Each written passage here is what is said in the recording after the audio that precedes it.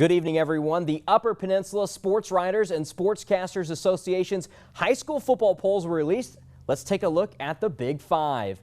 Menominee is still on top of the polls, receiving 6 first-place votes after defeating Escanaba last week.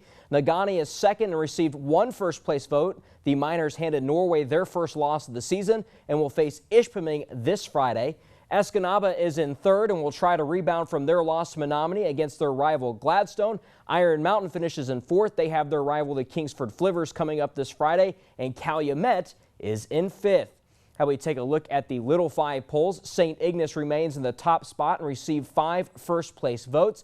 They defeated Gaylord St. Mary last week. The undefeated Lakeland and Hubble Lakes are in second and received 2 first-place votes. They will face Houghton on Friday, a big win over Bark River Harris over the weekend.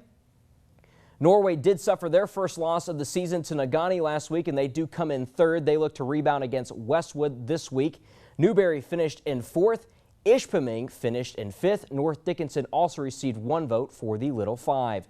How about the 8-man football poll? Not a big surprise, as the team on the top is the North Central Jets. They remain undefeated and received all 7 first-place votes. The Forest Park Trojans are in second. They will host Baraga this week. Cedarville and Engadine are tied for third, and we should see a change there next week as the 2 square off this Friday from Engadine. And Rapid River and Stevenson are tied for fifth, and those 2 teams will face off as well this Friday from Stevenson. Pickford also received a vote.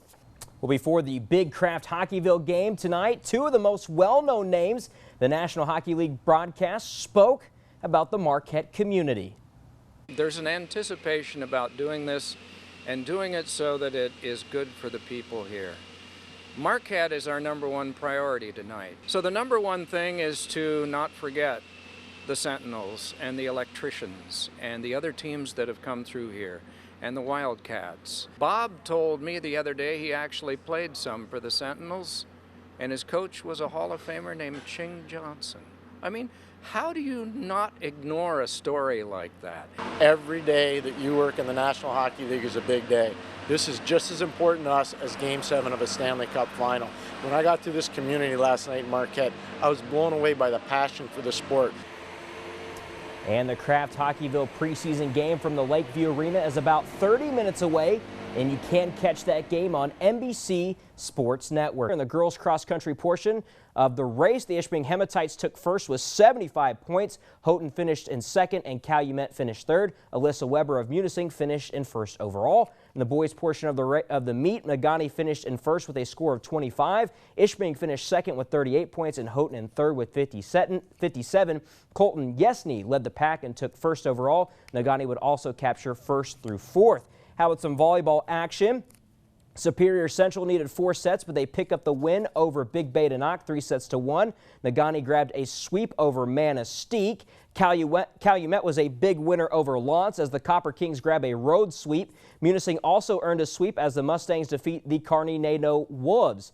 Forest Park would sweep North Central 3-0. And how about the stat of the day? Forest Park's Jenna Grabowski with 18 kills in the contest. And finally, North Dickinson goes on and wins in 4 sets.